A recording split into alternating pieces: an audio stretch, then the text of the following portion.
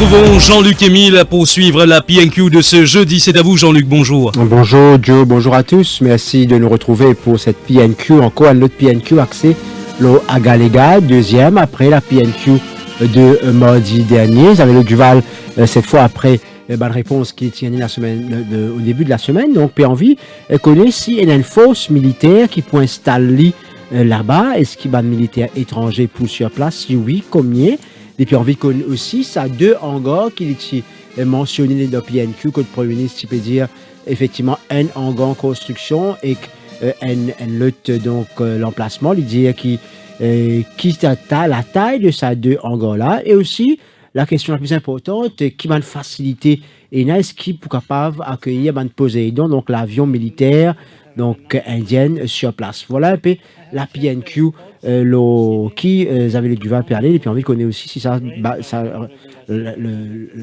le port de pêche qui peut faire là-bas, donc cette jetée pour être opérée par Cargo Handling Corporation. Nous parlons en direction de l'Assemblée nationale tout de suite pour nous suivre le début de cette PNQ. However, that he did utter the word clown. Honorable members, I rule that the utterance of the word clown to the address of a honorable member is unparliamentary, and I invite Honorable Nakshidi to kindly withdraw same. Mr. Speaker, sir, I apologize for using the word clown towards Honorable Ganga Prasad for his behavior that he had. Thank you. Papers have been made. Questions? My question is addressed to the Honorable Prime Minister. Whether in regard to the facilities under construction on Agalega Islands, he will state, A, if foreign military personnel will be present thereat once operational, and if so, how many? The size of the two hangars buildings for storage of aircraft. If same will cater for Poseidon B737 anti-submarine aircraft, and if so, if this is in line with any bilateral agreement. If it has been agreed not to allow nuclear-powered vessels and nuclear arms thereat, and if so, in what bilateral agreement and on what date? If the port will be operated by Cargo Handling Corporation Limited and the airport by Airports of Mauritius Limited, if residential quarters and dormitories are being constructed, and if so, the total bed capacity. And finally, if tender has been launched for the construction of 50 houses for the Agalians, and expected completion date thereof.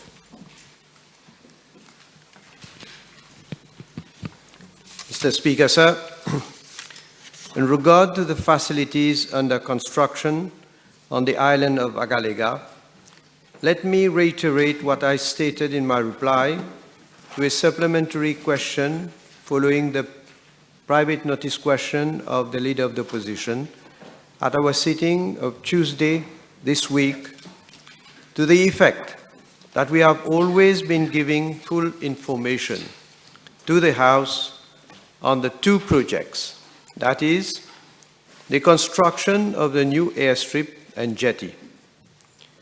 In fact, in past private notice questions, parliamentary questions, and numerous supplementary questions, we have already provided information on most, if not all, of the issues raised by the Leader of the Opposition in his present PNQ.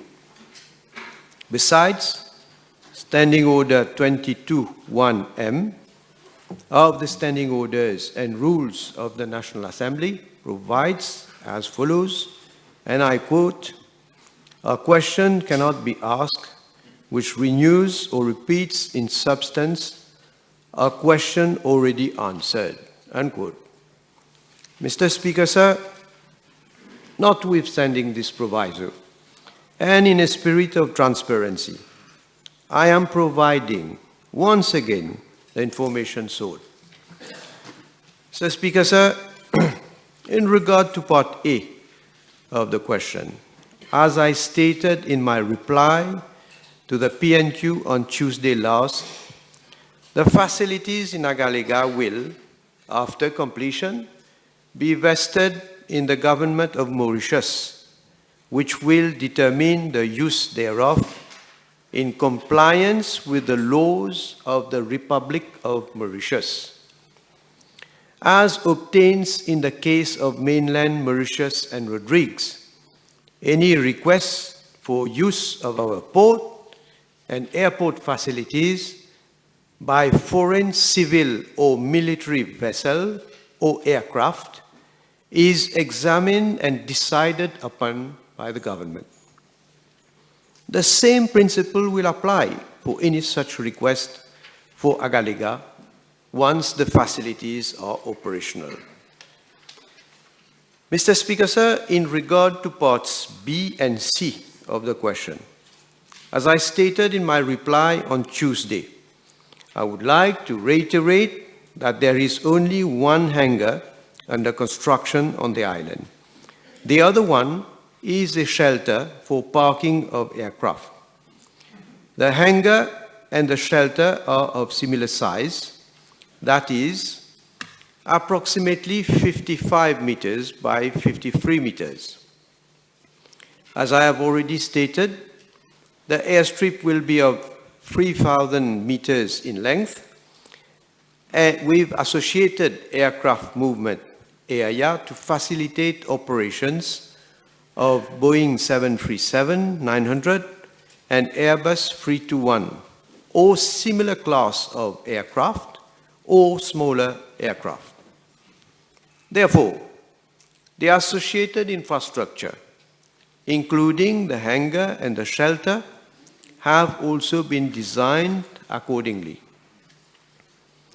Mr. Speaker, sir, I would here like to restate what I said in my reply to the PNQ on 16th of June 2017, and I quote, "I have just said that the initial plan was just to upgrade the airstrip, but after discussions, we have reviewed the whole project and we are looking especially at the very long-term development of Agalega.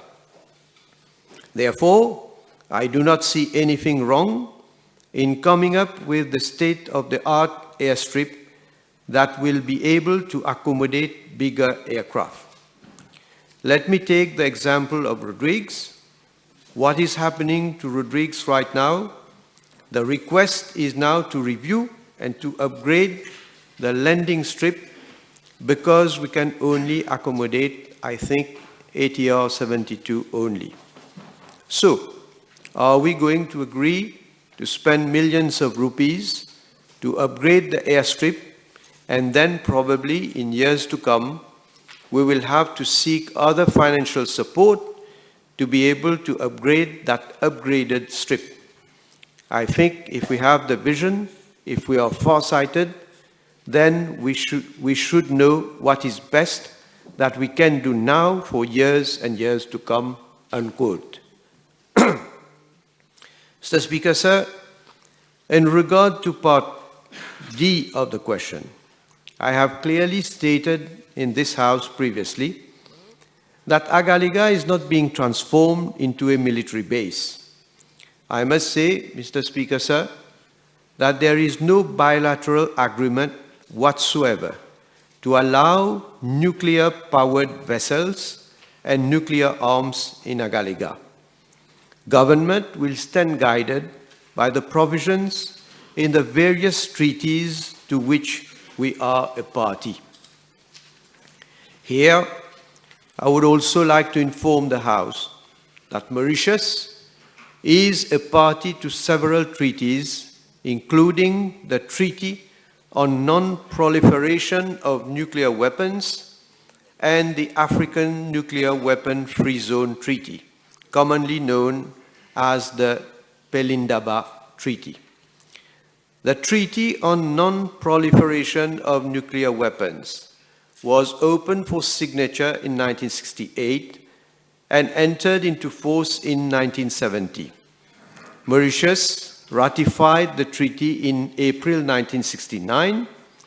The objective of the treaty is to prevent the spread of nuclear weapons and weapons technology to promote cooperation in the peaceful uses of nuclear energy and to further the goal of achieving nuclear disarmament and general and complete disarmament.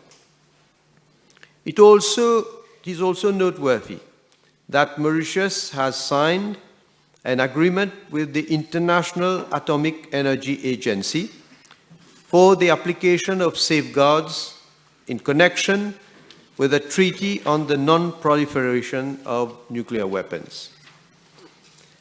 Mr. Speaker, sir, insofar as the Pelindaba Treaty is concerned, it was opened for signature on 11th April 1996 and came into effect on 15th July 2009 after having obtained the required number of ratifications.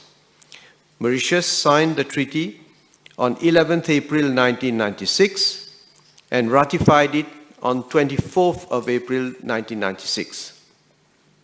Mauritius joined the Pelindaba Treaty given our position and commitment to non-proliferation and commitment to promoting cooperation in the peaceful uses of nuclear energy. Since then, Mauritius has not changed its policy on the matter. Under the Pelindaba Treaty, Mauritius has undertaken not to conduct research on, develop, manufacture, stockpile, or otherwise acquire, possess, or have control over any nuclear explosive device by any means anywhere. Not to take any action to assist or encourage the research on, development, manufacture, stockpiling or acquisition or possession of any nuclear explosive device. To prohibit in its territory the stationing of any nuclear explosive device. However, Article 4.2 of the Pelindaba Treaty provides that without prejudice to the purposes and objectives of the treaty, each party, in the exercise of its sovereign rights, remains free to decide for itself whether to allow visits by foreign ships and aircrafts to its ports and airfields, transits of its airspace by foreign aircraft, and navigation by foreign ships in its territorial sea or archipelagic waters in a manner not covered by the rights of innocent passage, archipelagic sea lane passage, or transit passage of straits. Mr. Speaker, sir, in regard to Part E of the question, I would like to point out that the jetty infrastructure is meant for berthing and movement of ships of length 149 meters and drawing draft of 9 meters. As of now, it is not envisaged that the facility will operate as a full-fledged port. In any case, as I stated earlier, the facilities will be eventually vested in the government of Mauritius and their management, and operations will be under the charge of the relevant authorities of the government of Mauritius. Mr. Speaker, sir, it should be brought out that at present, the Mauritius Ports Authority has jurisdiction only over the ports of Port Louis and Port Maturin, as specified in the schedule to the Ports Act 1998. Should the jetty in Agalega be eventually declared as a port, it would have to be included within the ambit of the Ports Act through appropriate amendment to the schedule of the Act. It would also require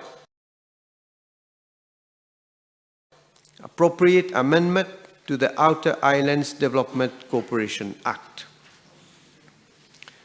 Mr. Speaker, sir, Insofar as the new airstrip is concerned, it will be managed by the Department of Civil Aviation as provided for under the Civil Aviation Act.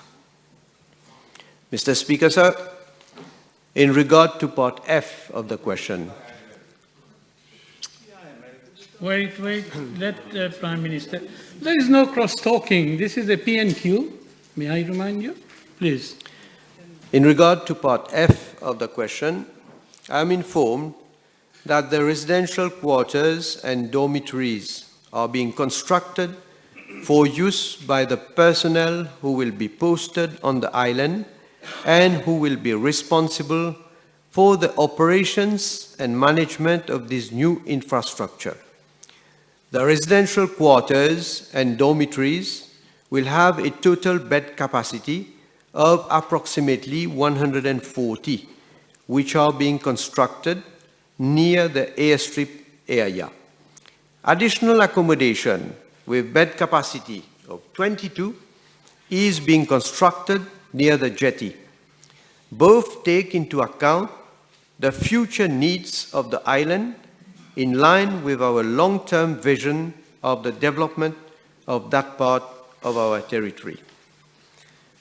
Mr. Speaker, sir, in regard to part G of the question, I am informed by the National Housing Development Corporation that in January 2018, the Outer Islands Development Corporation sought the professional expertise and assistance of the Ministry of Housing and Land Use Planning for the construction of housing units in Agalega.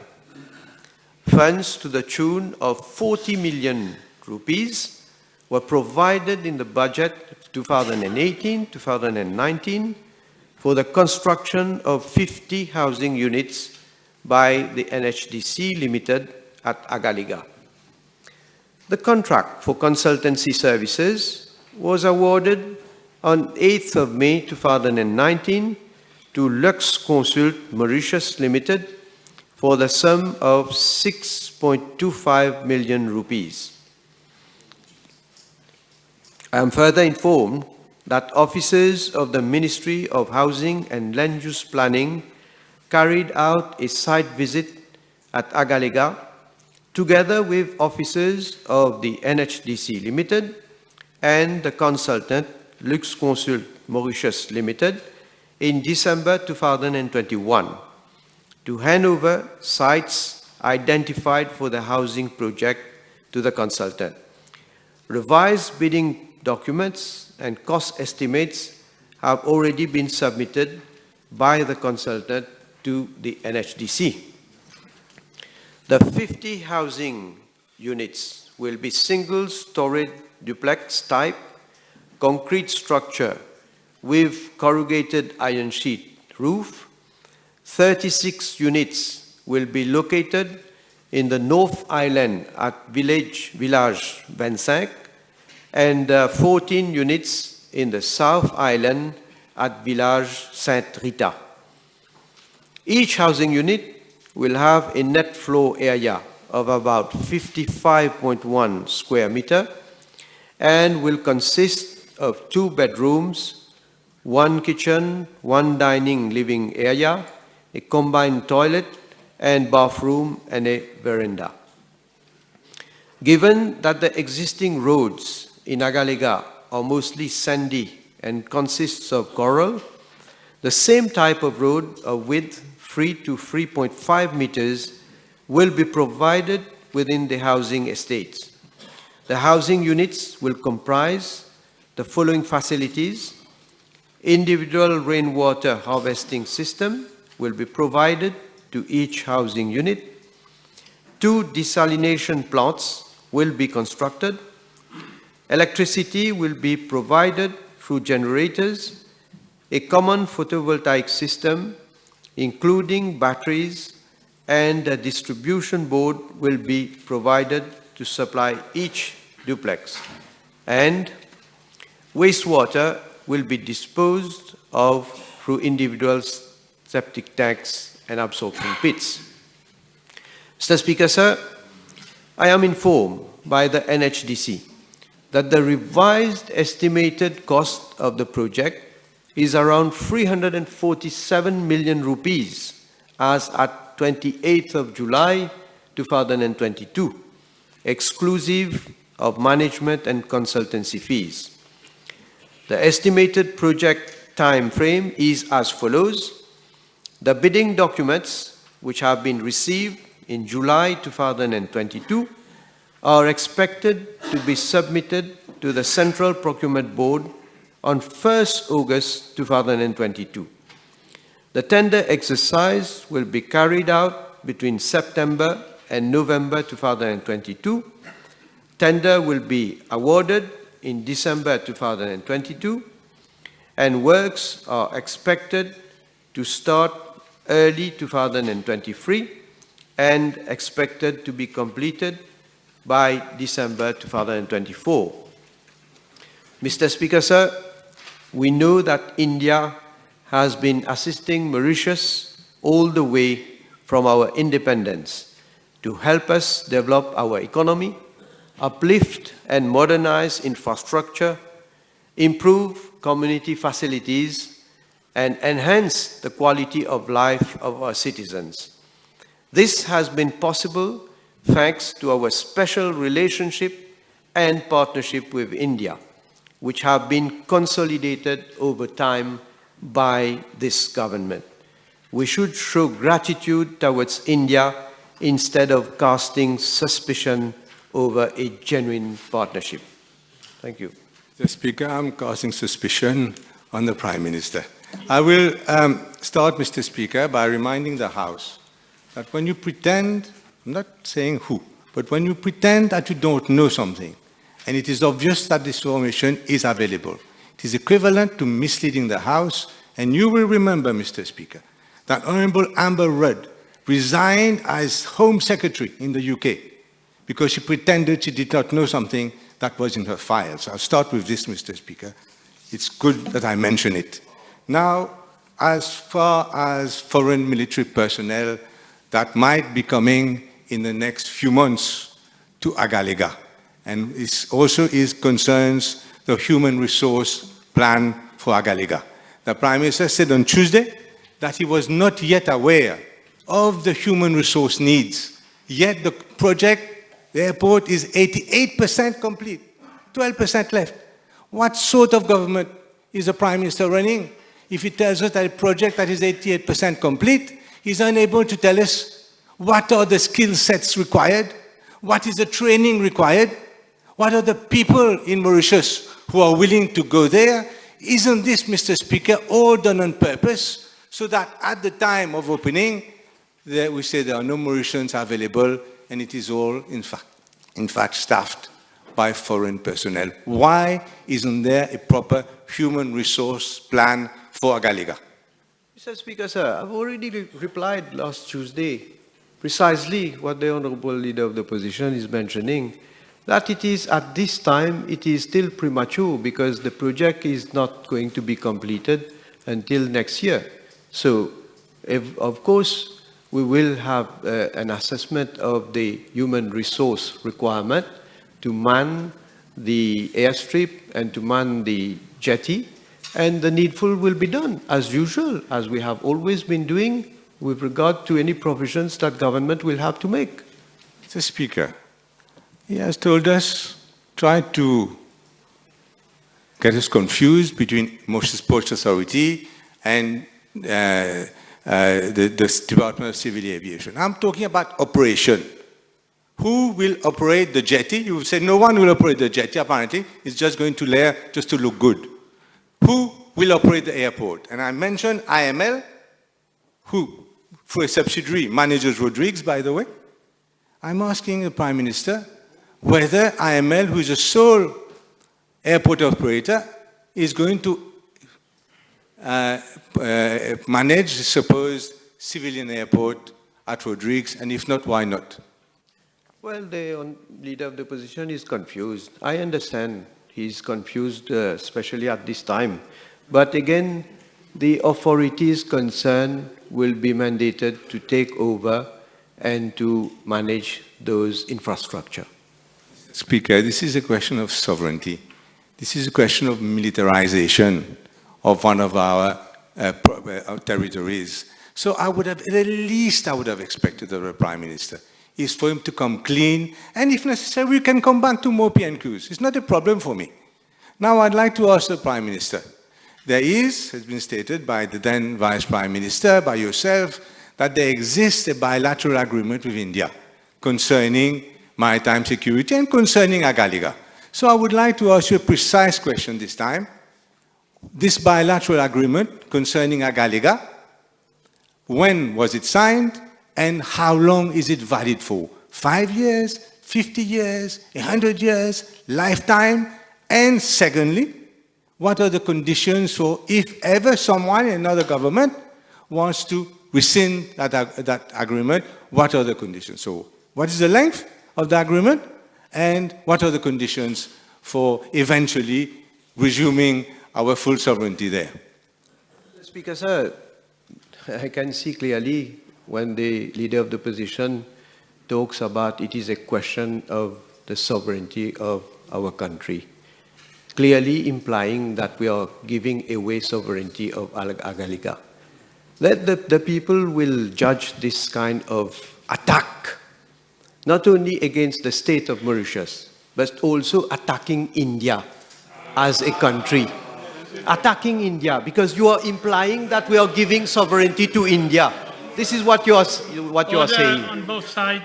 But anyway, of course, we assume our responsibility. I have numerous times stated that the issue of sovereignty does not even arise.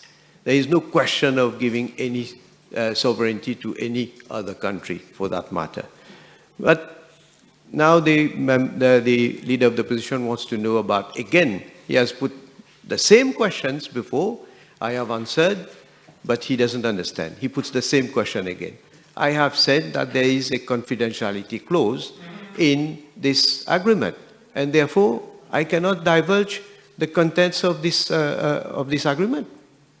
Speaker, when it's a question of sovereignty, and we are allowed to doubt, as he hasn't given any information. It is all confidential. So you cannot, I am not being accused of high treason, Mr. Speaker. I am doing my work and I will continue to do my work. Whether he wants to bring it on a communal basis or not, I will do my work. And do not try to fan the communal flames. That is also a bit of advice I give you. Now, I will do my work. I am asking you, the agreement that was signed with India, how long is it for? And what are the conditions attached to eventually ending the agreement? This information, Mr. Speaker, the Prime Minister owes it to the nation. Mr. Speaker, sir, I have never accused the Honourable Leader of the Opposition of communal attacks. What I have said is that of course, he's free to criticize us as a government, but he's attacking the government of India. He's attacking India as a country. This is what I said. If he doesn't know the distinction, but maybe I can feel le naturel est en train de venir. C'est pour ça qu'il est en train de dire que on m'accuse d'être communal. But anyway, being communal, I can give you examples of how communal your alliance, l'Alliance de l'Espoir, has been. But anyway, Mr. Speaker, sir, I repeat again. I have stated that there is a confidentiality clause, and it is for both countries to agree whether we will release the terms and conditions of the agreement. So since there is a confidentiality clause, and it has been agreed between the two countries that we are not going to release the terms and conditions of this agreement. The Prime Minister is aware of dozens of articles in the Indian press, mentioning all the time the military base. Our embassy here, his office here, has never raised one little finger. One little finger you've never raised to deny that. And now you accuse me of Indian bashing when you are being accused of high treason. Now, I'll tell you this, Mr. Speaker. What you're doing. I'm telling you this. Mr. Speaker, sir, on a point of order, would the Honourable Leader of the Opposition remove the accusation of high treason? accused anyone of high treason. You say I'm being accused. You are being accused. So, He's being accused. I'm not accused him. I said he is being accused of high treason. Honorable, Where have I accused you? Have I accused you of high treason? Honorable, You understand English? Honorable Leader Yes. of the Opposition, you listen to me. In spite of whom I am on my feet and I am the Speaker, yeah? You say you've been accused. You are being accused. You're being accused. Yes. So I order you Sorry? to remove that part of being accused of high treason. He's not being accused of high treason. I'll remove it. Thank you. But other people obviously are accusing him. I don't know who they are.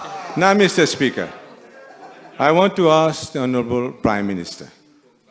These are bases when you sign an agreement in the name of the population for an undetermined period with a foreign power, and you refuse, unlike Seychelles, everywhere else, to disclose that agreement. That is, Mr. Speaker, unacceptable. And I maintain it. It is unacceptable in a democratic country. Mr. Speaker, I'm going to go now to the famous Boeing 737. Is the Prime Minister expecting commercial Boeing 737s to land in Agalega? And if he doesn't know, a commercial Boeing 737 takes 215 passengers. Incoming, outgoing 430 passengers. The airport, Mr. Prime Minister, you said yourself caters for 50. So what? There will be 400 people sitting in the garden, according to you, if you have commercial airplanes? Is that your planning, your vision for the future? Or are you, in fact, just not owning to the fact that these Boeing 737s are, in fact, Poseidon, armed anti-submarine vessels? I'm saying, I may not be against, I may not be for, but I need to know what is being signed in the name of the population of Mauritius. Speaker, sir, Leader of the Opposition started by again saying that there have been numerous contracts or agreements that have been signed and that have been disclosed and mentioning about other countries. Instead of mentioning about other countries, he should mention about any example of his when he was in a Labour PMSD government. When questions were being asked in this same National Assembly with regard to the Jingfei Agreement that was signed with the government, between the government of Mauritius and the People's Republic of China. Now, did they disclose the terms and conditions of the contract? What was the answer that was given in this National Assembly? He was a senior member of that government, and they were saying that there is a confidentiality clause that we cannot disclose the terms and conditions of this agreement. That was good at that time for him. Now he is taking exception to why is it that one agreement is not being disclosed, the terms and conditions, because there is a confidentiality clause. Now, Mr. Speaker, sir, I have said that numerous times that there is the airstrip. Of course, at that time, it was going to be upgraded. But then we decided that since we are getting grant money from the government of India, we would like to have a much bigger airstrip so that it can accommodate bigger aircrafts for the future. And again, I repeat, any type of aircraft from any foreign country who wishes to use the facilities of the airstrip in Agalega, they will have to, as it is done for Mauritius, they will have to apply and they will have to get our consent in order to be able to land and to use the facilities.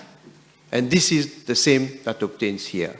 And there have been, in the past, under previous governments, there have been requests for either civil of course, civil aircrafts, numerous, but military aircrafts to land and to use the facilities of Plaisance Airport, which have been granted on, I can quote, in fact, I have a list of all of them from countries like French military aircrafts. Since 2014 to 2020, we have had 96 military aircrafts landing and using our facilities. From that same period, Indian Air Force, we have had 10. And there are US military aircrafts and so on. So it's not as if there is something which is new, exceptional, abnormal, which is happening. Time over by 3 minutes. Next item. Voilà donc pour cette PNQ du leader de l'opposition. Jagdish, le Premier ministre, finit encore une fois dire qu'il n'est pas question d'une base militaire. Le Agalega, il peut dire qu'il encore une fois, donc l'accord qui finit signé avec l'Inde, il n'est pas capable de une clause qui est confidentielle, qui n'est pas capable de rendre public. L'insistance de Xavier Duval, encore une fois, pour connaître si il y a un avion du type Poséidon, donc l'avion de l'armée indienne, qui est capable d'être donc posé au Agalega, etc., et qui utilise une infrastructure sur place. Donc le Premier ministre peut dire qu'il tout un type d'appareil donc capable donc poser, mais avec l'autorisation des autorités mauriciennes. Il peut dire qu'il finit là 96 avions militaires donc entre 2014 et 2021 qui n'atterrirent l'ONU seul, l'ONU territoire, avec l'autorisation du gouvernement. Il peut dire aussi qu'il y a une infrastructure là, il peut gérer par les autorités mauriciennes et donc il peut insister sur le fait qu'il n'est pas question qu'il y ait une base militaire, même si Xavier Duval insisté sur le fait que la presse indienne à plusieurs reprises finit avec la question d'une base militaire indienne au Agalega. Le Premier ministre dit donc qui n'est pas capable, donc, à cause de telle base. Et Xavier Duval peut dire incroyable, qui ne peut pas rectifier par rapport au fait que la presse indienne peut cause de base militaire. Et donc, il est inacceptable qui peut avoir l'information là, qui ne peut pas disclose donc, ça, l'accord qui finit signé avec l'Inde là. Et donc, nous, il y a aussi un aspect qui finit évoqué, Jagdish, qui est extrêmement important. Xavier Duval peut refuser donc sa étiquette de Hindu bashing, de India bashing, hein, qui peut dire, donc les pose question, c'est son rôle, pose question, et le Premier ministre peut dire qu'il n'est pas capable de cause comme ça pour un pays comme l'Inde, avec tous les efforts qu'il finit de faire et toute la facilité qu'il a fin de nous. Oui, bonjour Jean-Luc, auditeur donc également bonjour. Oui, c'est surtout la question de souveraineté qui intéresse le leader de l'opposition, Xavier Duval. Est-ce qu'il nous peut donc sacrifier la souveraineté de Maurice, nous peut mettre Agalega, qui fait partie du territoire mauricien, à la disposition d'un pays étranger, une puissance étrangère, et si vous avez une base militaire qui peut aménager dans la région. Alors, le Premier ministre peut maintenir et réaffirmer, pas question bras de la souveraineté du pays. Alors, c'est-à-dire, pour lui, c'est une long-term vision, comme l'Indieli, à 48 heures avant d'un premier private notice question, et Xavier Duval, mardi dernier, c'est-à-dire que le développement d'Agalega, il fait partie un long-term planning, un long-term development. Donc, c'est surtout le côté infrastructure moderne qui en installation. Et il donne un détail concernant hangar qui est en construction. C'est 55 mètres de long et environ 53 mètres de large. Également, la piste d'atterrissage, les 3000 mètres en longueur. Donc, ça, la piste d'atterrissage pour capable accueillir un gros porteur, un gros avion. Et là, que Xavier Duval, il dit c'est-à-dire dans le service qui peut provide, qui peut dire à la disposition de passagers qui viennent d'Agalega, il y a seulement 50 passagers pour capable traiter, alors qu'il y a un avion, un gros porteur, il y en a environ 200 à 215 passagers, alors que le reste passagers qui vous faire, mais le Premier ministre n'a pas fini de donner trop de détails parce que c'est-à-dire les travaux peut continuer à la mesure de développement qui peut continuer. Ensuite, concernant les armes nucléaires, que Xavier Duval a demandé, est-ce qu'il y a des missiles, des armes nucléaires pour stocker dans la région de Agalega. Et là, Pravin Jagnat rappelle qu'il nous signe le traité de non-prolifération sur les armes nucléaires depuis 1970. C'est l'Indabat Treaty. Oui, ratifié en 1969. Et donc, Maurice fait partie de ce traité-là. Absolument, le fait qu'il nous fait partie, donc, pas pour les armes nucléaires. Il cause également le Belinda Agreement, un accord qui existait depuis 1976 et Maurice a signé en 1996, donc nous faire partie de pays qui peut servir surtout le nucléaire à des fins pacifiques et non pas à des fins pour la guerre. Ensuite, possession, c'est-à-dire possession de explosive devices, c'est-à-dire la loi, l'accord qui nous est là, ensemble avec les autres pays étrangers, il interdit donc stockage des armes illégales ou armes nucléaires dans une région comme à Maurice ou sur le territoire mauricien. Alors, donc là, il y a une question concernant le bed capacity, c'est-à-dire le nombre de personnes qui sont capables d'être logées à Agalega. Pour le ministre indien, environ 140 qui sont capables d'être logées. Et donc, il y a une construction en cours. Également, la NHDC, National Housing Development Company, depuis janvier 2018, avec Outer Island Corporation, donc lance un tender pour créer environ une cinquantaine de housing units à Agalega. Alors le contrat pour aménager surtout les premiers travaux, c'est Lux Consultant Kingaili pour 6,2 millions de roupies. Et là, le coût, Jean-Luc, inestimé donc à 347 millions de roupies qui pour investir et donc qui pour dépenser au niveau aménagement, nouvelle maison, c'est-à-dire un nouveau projet de logement. Nous rappelle qu'il y a environ 300 habitants qui trouvent à Agalega et ce projet de logement-là, il peut compléter d'ici 2024, décembre 2024. Maintenant, oui, il y a une question qui est évoquée concernant le special, les relations spéciales qui nous a avec l'Inde. Alors, le Premier ministre estimait que ça, une question qui peut poser là, il fait partie de India bashing, c'est-à-dire l'opposition, leader de l'opposition, peut diriger l'attaque contre un pays ami qui nous toujours aide nous depuis l'indépendance. Et là, Xavier Duval peut répondre ça, il dit qu'il ne faut pas nous communaliser le débat. Plus important, c'est la souveraineté du pays, c'est-à-dire nous bien connaître qui peut faire avec nos territoires. Est-ce qu'il peut y avoir la militarisation et une base peut créer alors qu'il s'agosse de finalement toute une campagne à travers les Nations Unies donc pour qui nous réhabilite le territoire mauricien alors donc alors qu'il y a une base anglo-américaine qui trouve à Sagos et là le Premier ministre peut dire il est très prématuré mais la clause de confidentialité.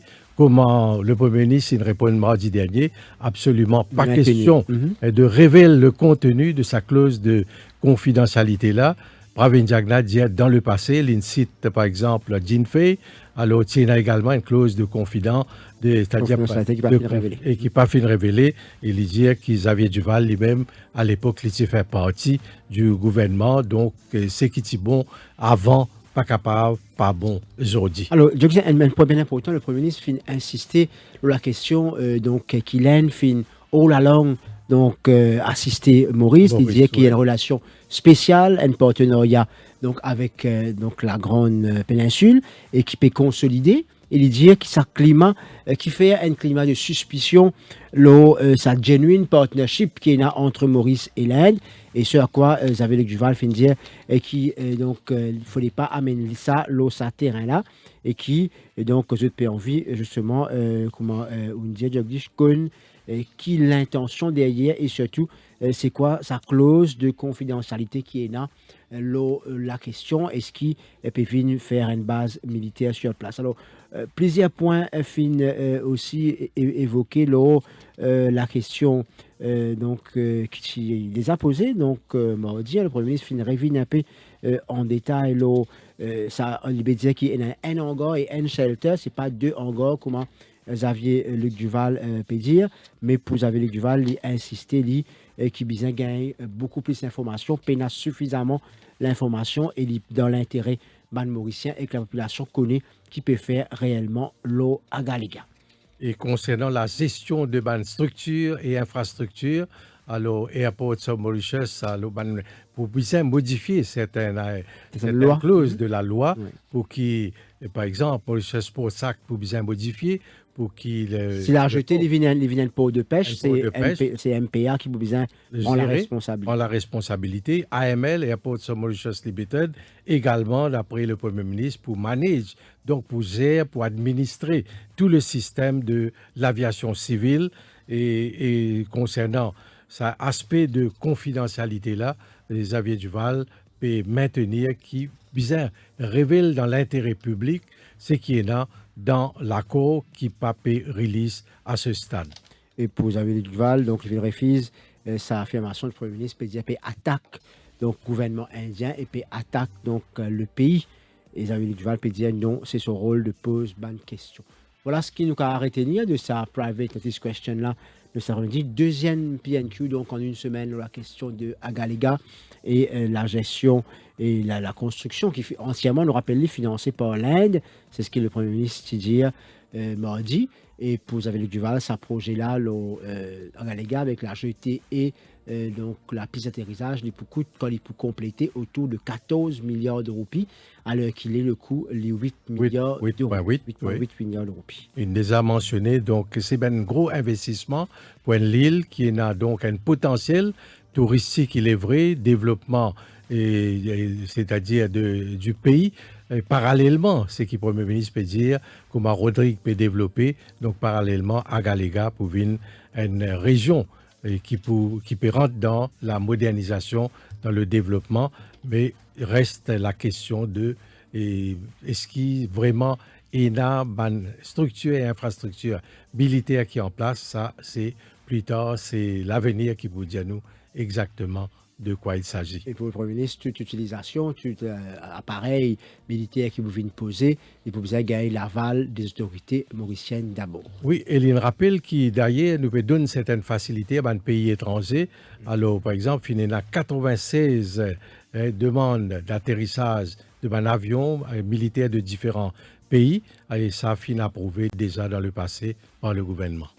Voilà pour sa compte rendu de la PNQ de cet après-midi. Donc, Agalega, nous avons l'occasion de revenir en détail là, dans une prochaine édition. Jagdish, donc là, au Parlement, en ce moment, c'est un private members motion qui peut débattre en ce moment. Et demain, l'autre séance parlementaire contre le Finance Bill pour être voté, il semblerait qu'il nous peut diriger nous vers la fin de cette session parlementaire, avec le Private Motion Bill qui est déjà débattu. Oui, généralement, là, la fin de juillet, début août, donc nous rentrons dans la période de vacances et une fois les travaux donc pour envoyer donc les bonnes sessions pour reprendre, c'est au mois d'octobre.